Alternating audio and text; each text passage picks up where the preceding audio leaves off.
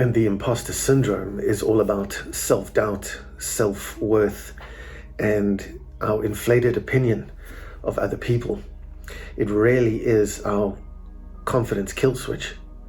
Imposter syndrome can be linked to other areas of self-doubt, such as fear of success, fear of failure, or self-sabotage. But it's not simply about poor self-confidence or excessive humility, for example. It involves a constant fear of exposure, rejection, and isolation. It is not uncommon for people to feel not at home in their own skin and feel like an imposter, a fraud, really. Think of your greatest life achievements. Do you really feel proud of what you've accomplished? Or do you sometimes feel like a fraud, really? Like you didn't really deserve what you've accomplished?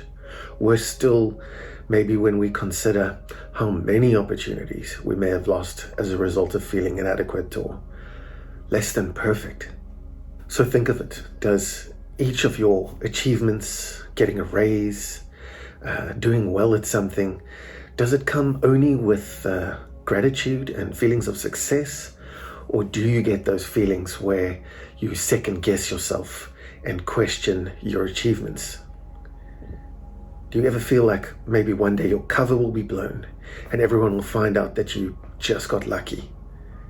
Do you possibly show less of who you really are on social media, for example? Do you really hide who you are, and why is that? Well, it just might all be about feelings that the imposter syndrome can bring. Many of us become unworthy of our success. We practice self-doubt so much that we don't even know we're doing it. And then we minimize our achievements through a feeling of phoniness. Feeling less than others for some reason is part of a lot of our makeup. Just know this though. If you experience feelings of inadequacy and self-doubt, you may be surprised to learn that you're in good company. It's not uncommon for people to suffer imposter syndrome type feelings, and it's really associated with many high achievers. So if you feel like a fraud and a stranger in your own skin, you might be more capable than you think. Because after all, real fraudsters don't care about things like limiting their possibilities. You cannot always control what goes on outside, but you can certainly control what goes on inside. Growing up, we feel like we're not good enough and others achieve far more than we do. We might not be as creative, fast, intelligent, or noticed as others are. So society is quick to tell us, who do you think you are? Or what gives you the right, to be like this, to achieve like this? Who do you think you are? And things like that will bring us down to size straight away, and people like us in a nice, neat, boxed size and shape that they can manage. Thankfully, a drove of famous people and stars like Tom Hanks, Michelle Obama, Jennifer Lopez, Kate Winslet, and dozens of other sportsmen and women have all brought the issues of imposter syndrome into the spotlight lately. So we can learn from it and stop it in its tracks. That's the main thing. Imposter syndrome is in our relationships, our careers, and we may not even know why we end up getting a raw deal time and time again. Self-sabotaging because of feelings of inadequacy may ruin or thwart our achievements time after time, and we might not even know it for year after year. The syndrome is also called imposterism, imposter phenomenon, and fraud syndrome. One of them is the perfectionist who sees success as an all or nothing issue. Another one is the natural genius that is good at things across the board but never quite excels at just one thing. You could develop traits of the individualist who does life on their own terms, but can never really bear to be wrong. And then finally, we could act like a superhero that is always pushing to the limit by strong and ingrained feelings of inadequacy. Imposter syndrome often starts at the moment we start to succeed. When we start a new job, when we release a book, a paper, something that people can scrutinize, we can often get those feelings of being an imposter. Who hasn't felt like a fraud in an interview, perhaps? We must realize that over 70% of us are going to experience some of these traits at one time or another in our lives. And if we can just pick them up, we can stop them dead in their tracks. So we can ask ourselves questions like, do you feel inadequate? Are you a perfectionist? Do you fear what people are saying about you all the time, or are you a procrastinator? Is your internal dialogue played with, I don't really deserve this anyway, as a kind of attitude? Do you set unreasonably high goals or focus on failures more than achievements in your life? And, do you people please? Have you ever denied your successes or played them down? And have you allowed family members, siblings to do that to you as well? We must take the lamp of self-doubt out from under the table and place it where it can shine in the darkness, so to speak. Life is too short for us not to be authentic and true to ourselves. So the first step to overcoming imposter syndrome, aside from knowing that it's there, is to understand how many opportunities you might have lost for yourself, and then take personal responsibility and personal accountability. So bring it to the fore and acknowledge that this is something you've done in the past. That's the first step. You need to learn to own your success as your new mission statement and never play down achievements. Always celebrate small victories. It was V. Edmund who said, never doubt in the dark what God told you in the light. And what he means by that is that you need to keep the truth of who you really are at your core, even when you make mistakes. To err is human. Remember that we are all the same. We're all human, and self-doubt is part of our nature. So don't cling to feelings of doubt. Recognize them and then let them go. Don't listen to the naysayers. They're everywhere. What they say about you is none of your business as an adult. Drop the perfectionism.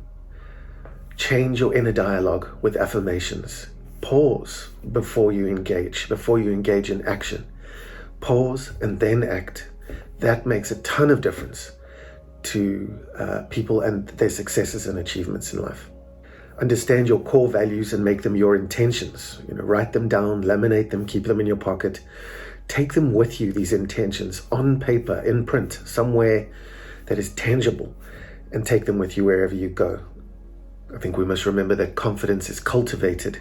Just like everything else, you can practice it over time and get better and better at it as you go. Be satisfied with your efforts. We're all always doing the best that we can. So practice progress wherever you can rather than perfection. And then take time to think outside of the box, at least once a month or every fortnight. Take some time with pen and paper to sit and think outside the box.